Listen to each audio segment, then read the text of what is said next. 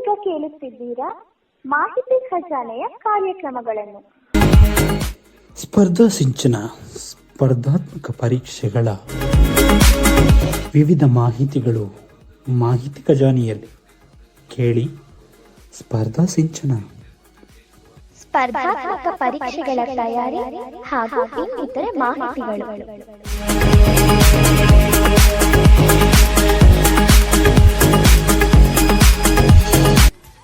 Bell icon ಅನ್ನು click ಮಾಡುವುದರ ಮೂಲಕ ಸಬ್ಸ್ಕ್ರೈಬ್ ಆಗಿ.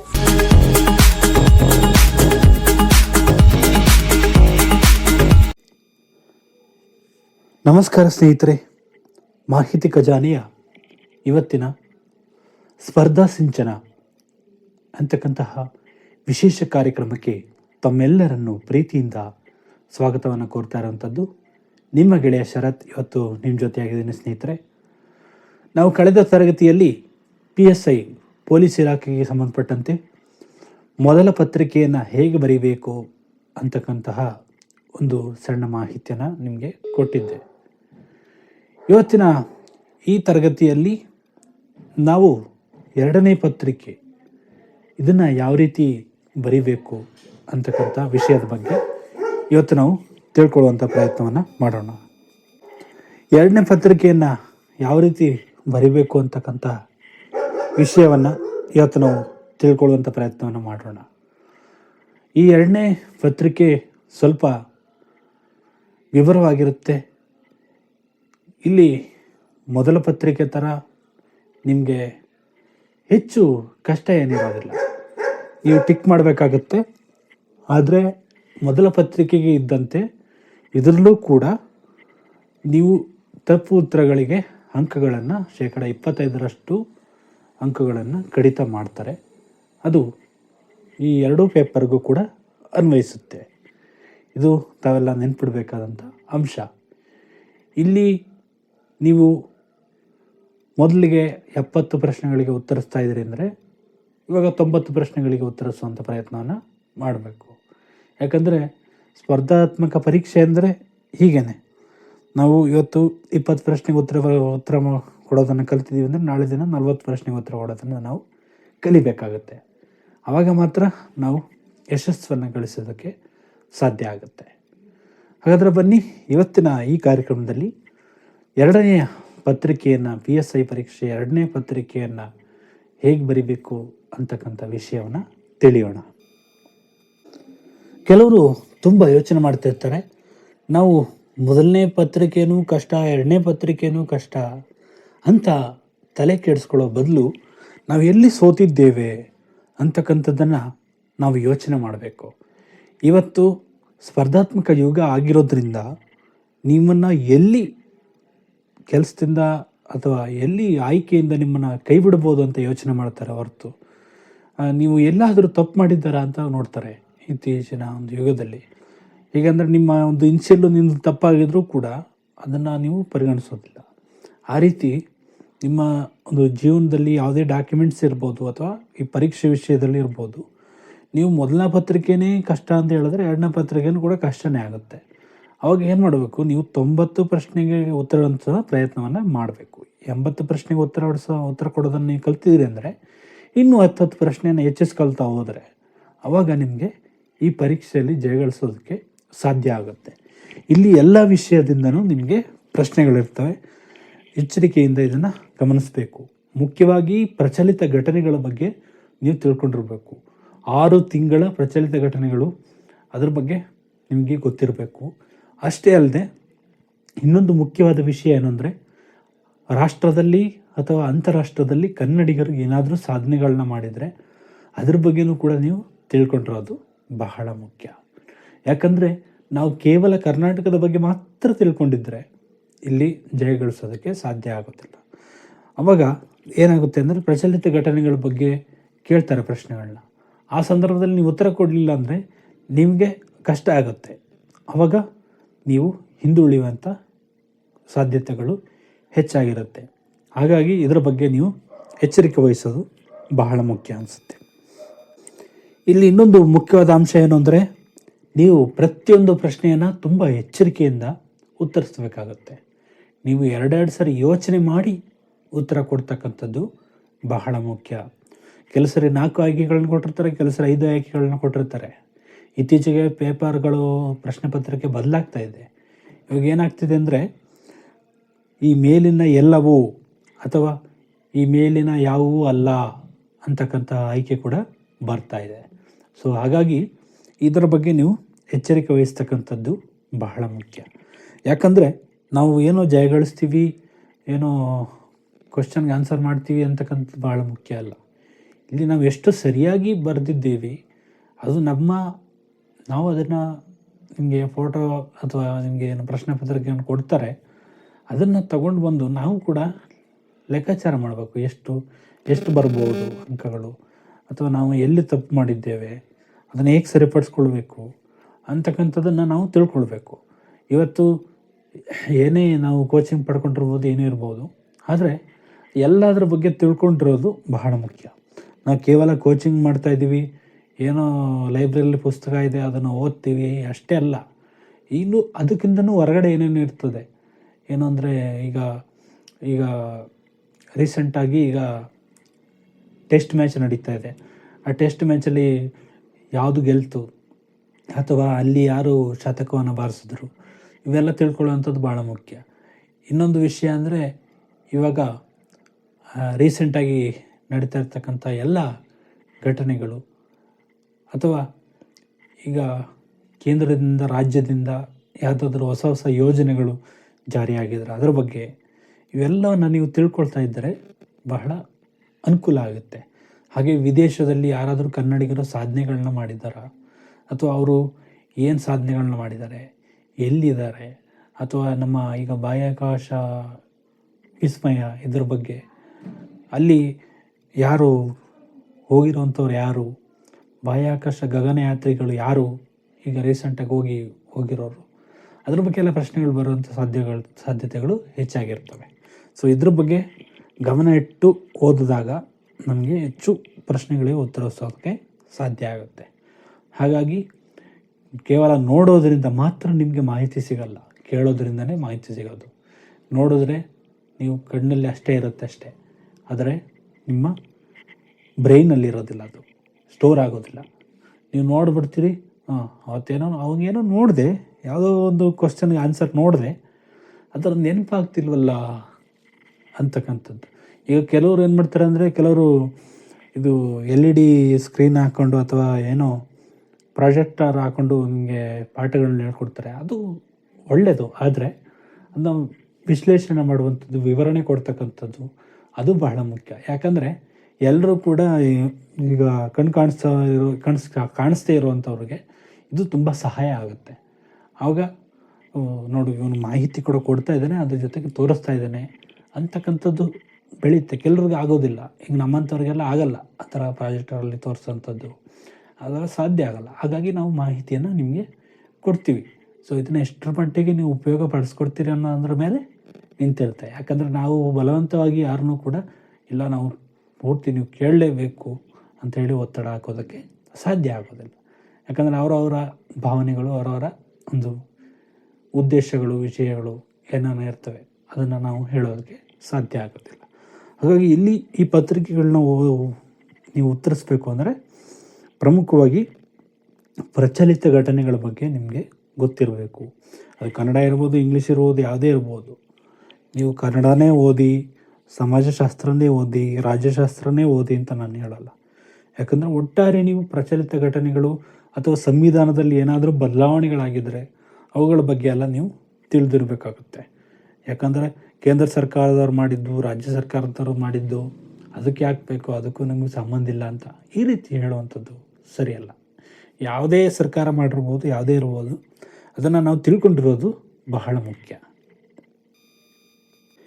ಇಲ್ಲಿ ಇನ್ನೊಂದು ಮುಖ್ಯವಾದ ಅಂಶವನ್ನು ನೀವು ಗಮನಿಸಲೇಬೇಕು. ಯಾಕಂದರೆ ಇದರ ಬಗ್ಗೆ ನೀವು ತಿಳ್ಕೊಳ್ಳಿಲ್ಲ ಅಂದರೆ ಈ ಕಾರ್ಯಕ್ರಮ ಮಾಡಿದ್ದಕ್ಕೂ ಪ್ರಯೋಜನ ಆಗಲ್ಲ.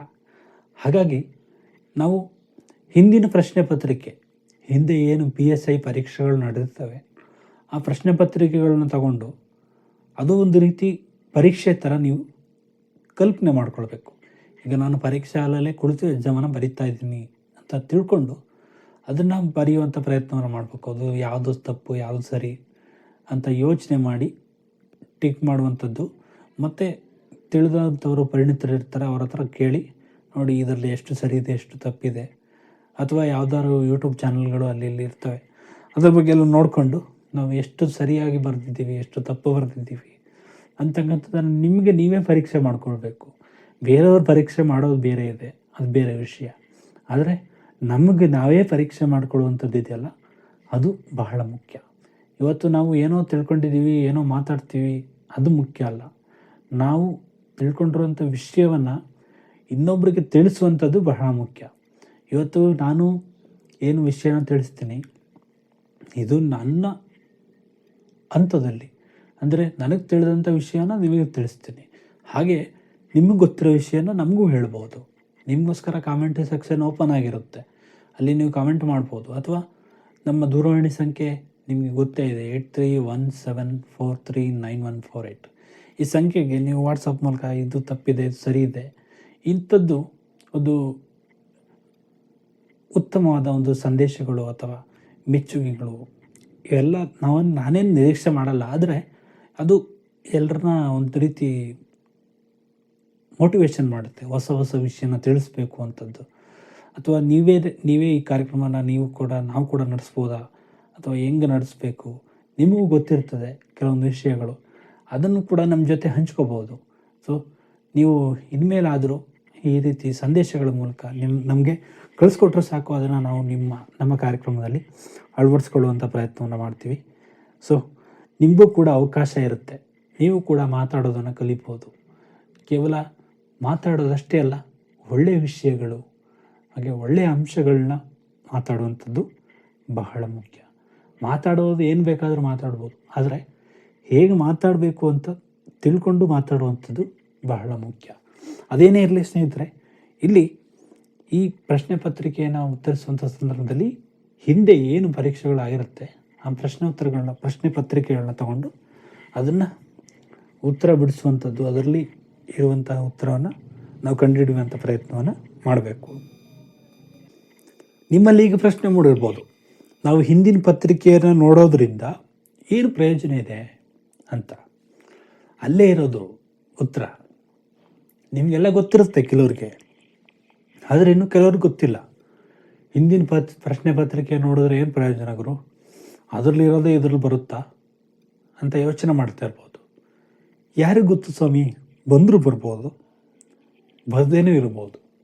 ಆದರೆ ನಿಮಗೊಂದು ಪ್ರಾಕ್ಟೀಸ್ ಆಗುತ್ತಲ್ವ. ನಾನು ಈ ರೀತಿ ಪರೀಕ್ಷೆಗಳನ್ನ ಬರೆಯುವಾಗ ಮೆಂಟಲ್ ಎಬಿಲಿಟಿ ಕ್ವಶನ್ಸ್ ಇರ್ಬೋದು, ಅಥವಾ ಈ ಪ್ರಶ್ನೆಗಳನ್ನ ಬರೆಯುವಂಥ ಸಂದರ್ಭದಲ್ಲಿ ನಾವು ಎಲ್ಲ ಯೋಚನೆ ಮಾಡಬೇಕು. ನಮಗೆ ಒಂದೊಂದು ಪ್ರಶ್ನೋತ್ತರ ಕೂಡ ಇಂಪಾರ್ಟೆಂಟ್ ಆಗುತ್ತೆ. ಇಲ್ಲಿ ಪ್ರಮುಖ ಪ್ರಶಸ್ತಿಗಳು, ಯಾರಾದರೂ ಪ್ರಶಸ್ತಿಗಳನ್ನ ತಗೊಂಡಿದ್ರೆ, ಯಾವುದಾದ್ರೂ ಹುದ್ದೆಗಳು ನೇಮಕಾತಿಗಳ ಹೊಸದಾಗಿ ಆಗಿದ್ದರೆ ಇದ್ರ ಬಗ್ಗೆ ತಿಳ್ಕೊಂಡಿರ್ತಕ್ಕಂಥದ್ದು ಬಹಳ ಮುಖ್ಯ ಆಗುತ್ತೆ. ಹಾಗಾಗಿ ಪ್ರತಿಯೊಬ್ಬರು ಕೂಡ ಇದ್ರ ಬಗ್ಗೆ ಗಮನ ಹರಿಸ್ಬೇಕಾದಂಥ ಬಹಳ ಮುಖ್ಯವಾದಂಥ ವಿಷಯ. ಇಲ್ಲಿ ಪ್ರಮುಖವಾಗಿ ಆಗಲೇ ಹೇಳ್ದೆ ನಿಮಗೆ ಮೆಂಟಲ್ ಎಬಿಲಿಟಿ ಪ್ರಶ್ನೆ ಅಂತ. ಇದು ಸುಮಾರು 10ರಿಂದ 15 ಪ್ರಶ್ನೆಗಳು ಬರುವಂತಹ ಸಾಧ್ಯತೆಗಳು ಹೆಚ್ಚಾಗಿರ್ತವೆ. ಆವಾಗ ಅದರಿಂದಾಗಿ ನೀವು ಎಲ್ಲದ್ರ ಬಗ್ಗೆನೂ ಕೂಡ ಇದರಲ್ಲಿ ಹೆಚ್ಚು ನೀವು ಸೋಲ್ತಕ್ಕಂಥದ್ದು ಇದರಲ್ಲಿ ಮೆಂಟಲ್ ಎಬಿಲಿಟಿ ಕ್ವಶನ್ ಏನು ಕೇಳ್ತಾರೆ, ಇದರಲ್ಲೇ ನೀವು ಸೋಲ್ತಾ ಇರೋದು.